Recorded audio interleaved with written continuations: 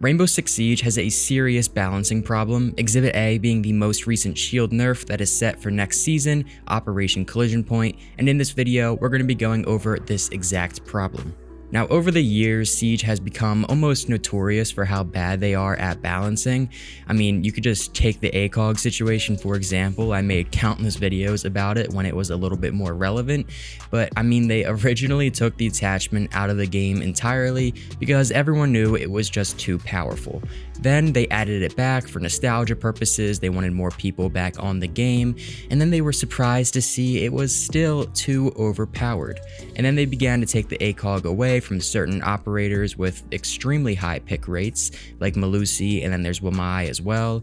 And then they wonder why Doc and his ACOG MP5 are closing in on a 70-something% pick rate with the most recent data we have been given. And then there's the most recent change with the shields. Shields were obviously, kind of useless for a while there in Siege until they were buffed very heavy with the shield rework just a few seasons ago, and everyone's been complaining about it, and so that brings in the most recent nerf that Ubisoft is introducing, which is entirely taking away the shield's lethal ability to melee opponents, and also making it much easier to entirely counter shields in nearly every aspect.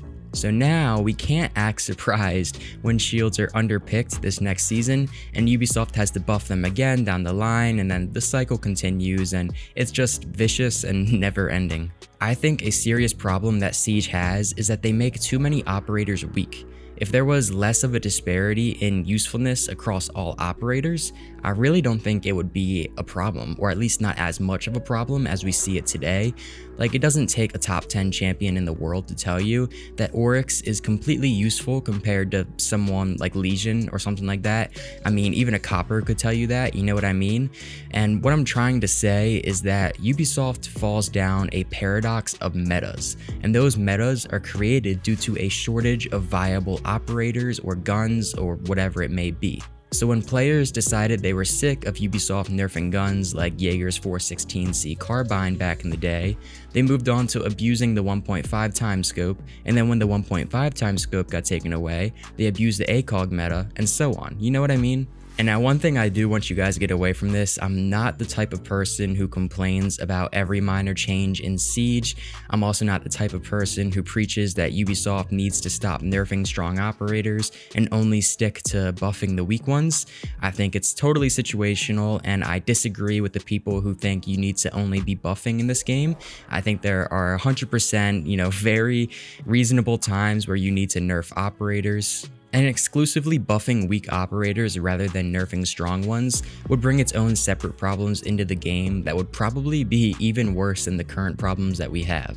So this is not one of those videos where I'm just complaining aimlessly, but if you do confidently say that Rainbow Six Siege has zero issues with balancing, then you definitely need to become more open-minded, because I think it's hard to say that they aren't making any mistakes at all. A really good way to put it is it's a repeated process of overcompensation, or overcorrection, I guess you could say. You could even take Blackbeard, for instance, who is super relevant right now with his whole rework coming with the next season.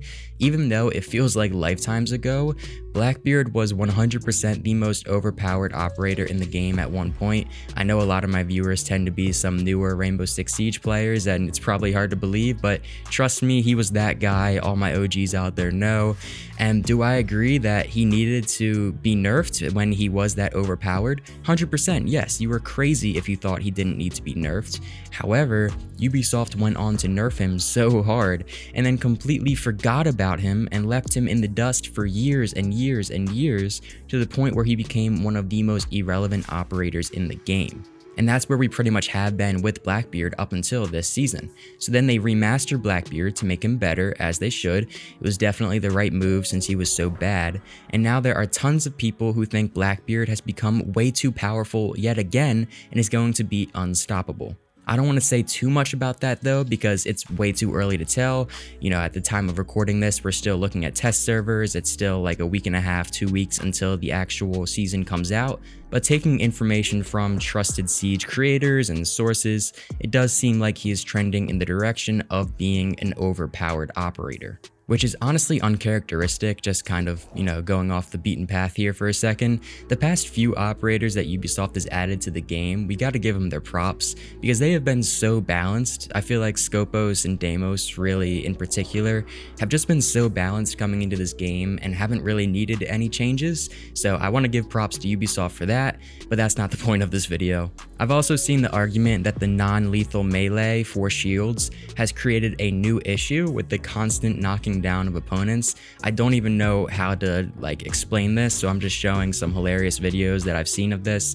100% of the credit goes to the creators I'm showing on screen now, but this is 100% going to be a massive problem. And do I think it's a better problem to have than shields bull rushing through objective and 2-tap auto killing you with their shields? No doubt. I mean, obviously this is better, but in this overcorrection, in this example, they have fostered a new problem with the shield mechanic that, like I said, it's a very different problem, but it's a problem nonetheless. And I know that was a lot of words, but this is just another long-winded example of this balancing problem that is still so relevant in Siege. It's almost like a tennis match. You're just going back and forth, back and forth, back and forth with changes trying to get the perfect balance, and it just never comes to fruition. And to be honest, with a game as big as Rainbow Six Siege is, and with how mainstream it is, it will never not have metas. And so a lot of this blame really can't be put on Ubisoft in any way, because it's just natural for trends to pop up in a game, and then more people will hop on those trends, and then Ubisoft has no choice but to nerf that exact trend. And that still brings me back to one of my peripheral points about how, yes, there is a balancing problem, and I am not pointing any fingers, but it's really interesting to just analyze some of these changes we've seen right before our eyes and how they panned out to contribute to this problem. There are just far too many operators collecting dust at the bottom of the pick rate charts, because Ubisoft almost exclusively buffs or nerfs based on this. And I'm honestly super surprised that Doc and Ash haven't gotten massive nerfs in Operation Collision Point. I talked about this in so many videos leading up to this next season, and honestly even last season too. They both have just absolutely ridiculous pick rates right now. I mean, it's no prime Jaeger pick rates where it's off the charts, but I mean, they are both 70% or something like that, just pulling from memory.